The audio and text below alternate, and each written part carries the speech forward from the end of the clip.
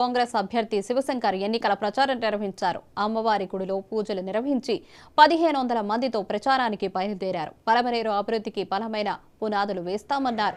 పలమనేరులో కాంగ్రెస్ ను గెలిపిస్తే ఇంతకు మూడింతలు అభివృద్ధి చేసి చూపిస్తామన్నారు శివశంకర్.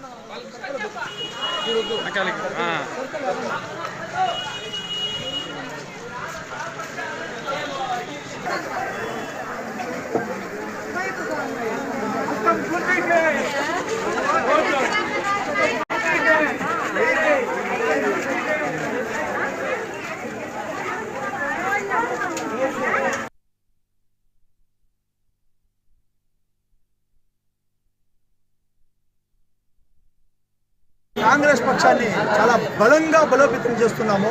పలమనేరు పట్టణ వీధి ఈరోజు భారీగా 1500 నుండి 2000 వరకు చాలా మందితో భారీగా ర్యాలీ ఆరంభం చేసినాము. చాలా సంతోషంగా ఉంది. ఇంత మద్దతు కాంగ్రెస్కు ఉంటుందినని ఎవరు ఊహించినారు.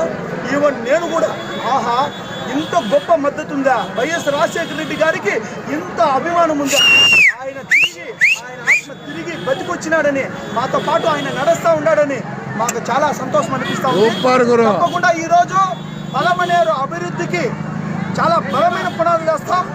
ఇంతవరకు గత 10 సంవత్సరాల నుండి ఏదైతే కోల్పోయిందో అంతకి 5 అభివృద్ధి చేసి చూపిస్తాము.